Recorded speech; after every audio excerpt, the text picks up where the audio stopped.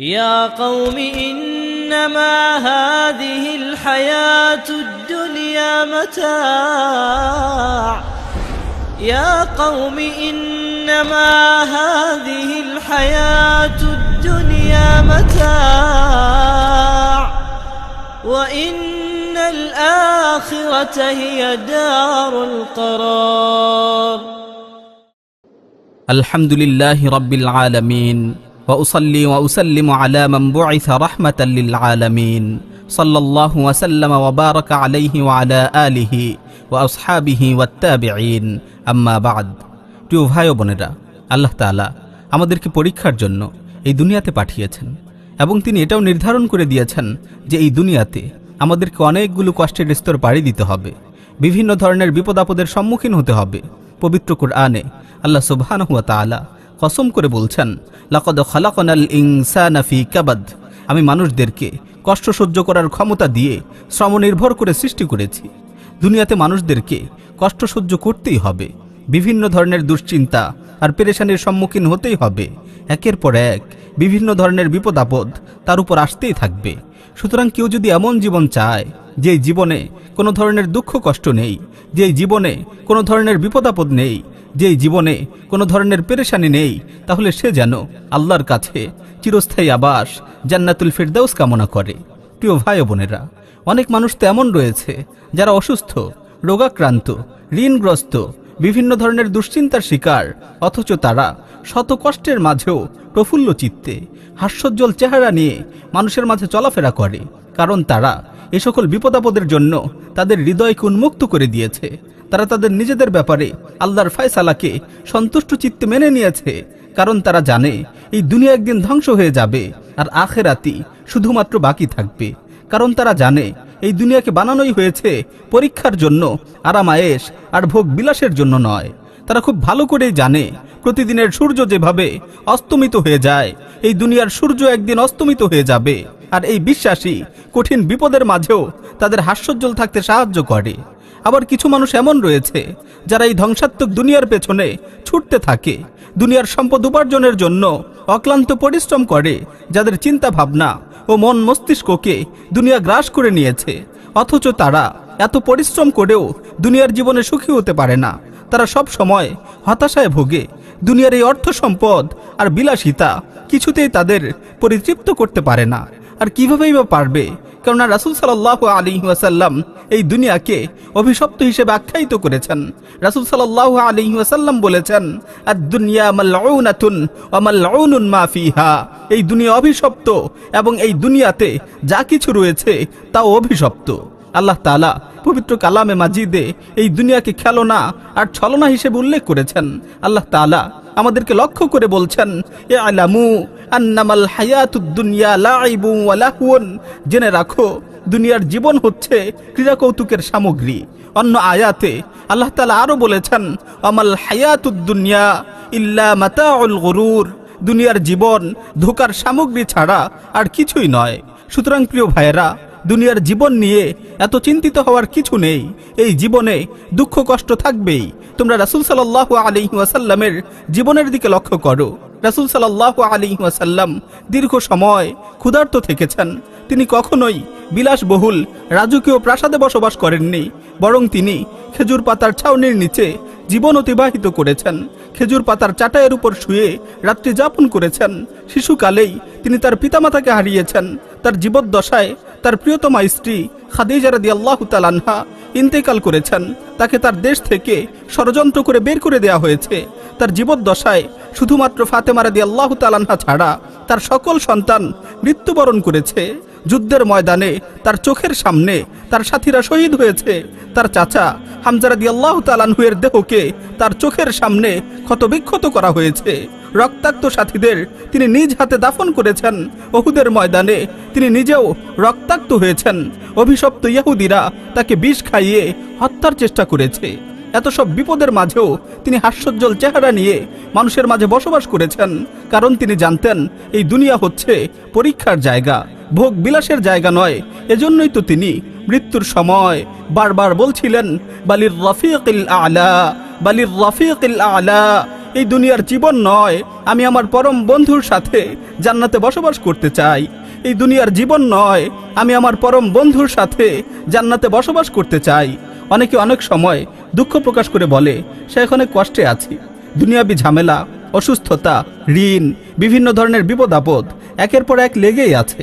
প্রিয় ভাই, আসলে এগুলো লেগেই থাকবে, কারণ এই দুনিয়াটা আরামের জায়গা নয়। একবার ইমাম আহমদ বিন হাম্বল রাহিমাহুল্লাহকে তার ছেলে জিজ্ঞাসা করলো, বাবা, আমরা আর কত কষ্ট করব? আমাদের এই দুঃখ কষ্ট কবে শেষ হবে? ইমাম আহমদ রাহিমাহুল্লাহ জবাব দিলেন, হে আমার আদরের পুত্র, আমাদের এই দুঃখ কষ্ট সেদিনই শেষ হবে যেদিন আমরা পুলসিরাত পার হয়ে জান্নাতের দরজা দিয়ে জান্নাতের ভেতর আমাদের প্রথম পা ফেলব। প্রিয় ভাই, সুতরাং স্পষ্টভাবেই বোঝা যাচ্ছে প্রকৃত শান্তি সেখানেই। আমরা যারা এই দুনিয়ার জীবনে সুখ শান্তি তালাশ করছি, তারা আসলে মরিচিকার পেছনে ছুটছি। প্রকৃত শান্তির খোঁজ পেতে হলে আমাদের আখেরাত মুখী হতে হবে, আল্লাহর ইবাদতের মাঝেই শান্তি খুঁজে ফিরতে হবে। প্রিয় ভাই, দুনিয়ার মানুষগুলোর খবর নিয়ে দেখো, কে শান্তিতে আছে? তুমি যার ব্যাপারে মনে করছো সে বড়ই সুখে শান্তিতে আছে, খুবই আরামায়েশে দিন অতিবাহিত করছে, ভালো করে খবর নিয়ে দেখবে সে তোমার চেয়েও বড় অশান্তিতে আছে। কেননা দুনিয়ার জীবনের বাস্তবতাই হলো বিপদ আপদ, দুঃখ কষ্ট, চিন্তা দুশ্চিন্তা, হতাশা, অসুস্থতা, দারিদ্রতা, ঋণগ্রস্ততা, এভাবে মৃত্যু পর্যন্ত একের পর এক বিপদ আপদ লেগেই থাকা। কেননা আল্লাহ তাআলা পবিত্র কালামে মাজিদ ইরশাদ করেছেন, লাকাদ খালাকনাল ইনসানা ফি কাবাদ, আমি মানুষকে কষ্ট সহ্য করার ক্ষমতা দিয়ে শ্রম নির্ভর করে সৃষ্টি করেছি। সুতরাং দুঃখ কষ্ট মানুষকে অবশ্যই সহ্য করতে হবে। এখন কেউ প্রশ্ন করতে পারে, আল্লাহ তাআলা কেন আমাদের এত পরীক্ষা করেন, কেন আমাদের বিপদে ফেলেন? আমার প্রিয় ভাই ও বোন, আমরা যাতে দুনিয়ায় এসে আল্লাহ তাআলাকে ভুলে না যাই, আমরা যাতে দুনিয়ার ভোগ বিলাসে মত্ত হয়ে আখিরাতের জীবনকে ভুলে না যাই, এজন্যই আল্লাহ তাআলা বিভিন্ন ধরনের পরীক্ষার মাধ্যমে বিভিন্ন ধরনের বিপদের সম্মুখীন করে আমাদেরকে আল্লাহমুখী করেন। জনৈক সালাফ বলেন, যদি আল্লাহ তাআলা বিভিন্ন ধরনের বিপদ আপদ দ্বারা মানুষদেরকে পরীক্ষায় না ফেলতেন, তাহলে মানুষেরা আল্লাহ তাআলাকে একেবারেই ভুলে যেত এবং কোনো ধরনের আমল ছাড়া শূন্য হাতে আল্লাহর সামনে যে উপস্থিত হতো, এবং কোনো ধরনের আমল ছাড়া শূন্য হাতে আল্লাহর সামনে যে উপস্থিত হতো। প্রিয় ভাই ও বোন, এই বিপদ আপদের মাধ্যমে আল্লাহ সুবহানাহু ওয়া তাআলা আমাদের মর্যাদার স্তরকে আরো উন্নত করেন। হাদিসে বর্ণিত হয়েছে, রাসূল সাল্লাল্লাহু আলাইহি ওয়াসাল্লাম বলেন, ইন্না আযমাল জাযা মা আযমিল বালা ওয়া ইন্নাল্লাহা ইযা আহাব্বা কওমান ইবতালাহুম ফামান রাদিয়া ফালাহুর রিদা ওয়া মান সাখিতা ফালাহুস সুখত। নিশ্চয়ই বিপদ আপদ বাড়ার সাথে সাথে মানুষের প্রতিদানও বাড়তে থাকে। বিপদ যত বড় হয়, আল্লাহর পক্ষ থেকে প্রতিদানও তত বড় হয়। আল্লাহ তাআলা যখন কোনো সম্প্রদায়কে ভালোবাসেন, তখন তাদেরকে বিপদের মাধ্যমে পরীক্ষায় ফেলেন। যে সেই বিপদ আপদ দেখেও সন্তুষ্ট থাকে, আল্লাহ তাআলাও তার উপর সন্তুষ্ট থাকেন। আর যে অসন্তোষ প্রকাশ করে, আল্লাহ তাআলাও তার উপর অসন্তুষ্ট হন। হে বিপদগ্রস্ত মানুষেরা, হে হতাশাগ্রস্ত মানুষেরা, যারা মরণব্যাধি রোগে আক্রান্ত হয়ে হাসপাতালের বেডে শুয়ে আছো, যারা বিভিন্ন ধরনের অসুস্থতার সাথে পাঞ্জা লড়ছো, যারা ঋণে জর্জরিত হয়ে কঠিন অভাবের মাঝে দিন অতিবাহিত করছো, যারা প্রবাস জীবনে মাথার ঘাম পায়ে ফেলে স্ত্রী সন্তানের ভরণ পোষণের ব্যবস্থা করছো, যারা বিভিন্ন ধরনের পরিশ্রম করে হালাল উপার্জনের চেষ্টা করছো, যারা ব্যবসায় লস খেয়ে হতাশায় ভুগছো, আবার যারা চাকরির ব্যবস্থা হচ্ছে না দেখে দুশ্চিন্তার সমুদ্রে হাবুডুবু খাচ্ছ, যে যেখানেই হালাল উপায়ে যত কষ্ট করছো, যত দুশ্চিন্তার শিকার হচ্ছ, এই কষ্ট দুশ্চিন্তার মাধ্যমে আল্লাহ সুবহানাহু ওয়া তাআলা তোমাদের গুনাহসমূহকে ক্ষমা করে দিচ্ছেন। হাদিসে বর্ণিত হয়েছে, রাসূল সাল্লাল্লাহু আলাইহি ওয়াসাল্লাম বলেছেন, মা ইউসিবুল মুসলিমা মিন নাসাবিন ওয়ালা ওয়াসাবিন ওয়ালা হাম্মিন ওয়ালা হাযান ওয়ালা আযা ওয়ালা গাম্মিন হাত্তা শাওকাতু ইউশাকুহা ইল্লা কাফফারাল্লাহু বিহা মিন খাতায়া। কোন মুসলিম যদি অসুস্থতা, দুঃখ, দুর্দশা ও বিভিন্ন ধরনের পেরেশানির শিকার হয়, এমনকি কোনো মুসলিমের পায়ে যদি একটি কাঁটাও বিদ্ধ হয়, তাহলে আল্লাহ তাআলা এই ক্ষুদ্র থেকে ক্ষুদ্র বিপদগুলোর মাধ্যমেও তার গুনাহসমূহকে ক্ষমা করে দেন। প্রিয় ভাই, দুনিয়ার জীবনের এই দুঃখ কষ্ট দেখে হাহুতাশ করার কিছু নেই, কারণ দুনিয়ার জীবনের বাস্তবতাই হচ্ছে এমন। সুতরাং দুনিয়ার জীবনের বিপদাপদের ক্ষেত্রে আমাদের ধৈর্য ধারণ করতে হবে।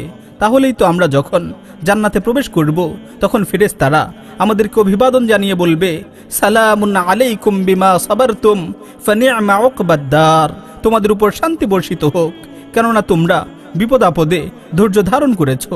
আর এই জান্নাত তোমাদের জন্য কতই না উত্তম আবাসস্থল।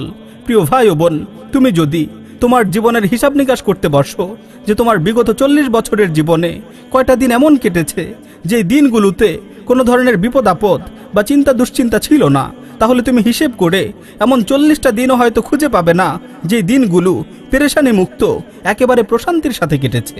প্রিয় ভাই ও বোন, এই দুনিয়াটা প্রশান্তির জায়গা না।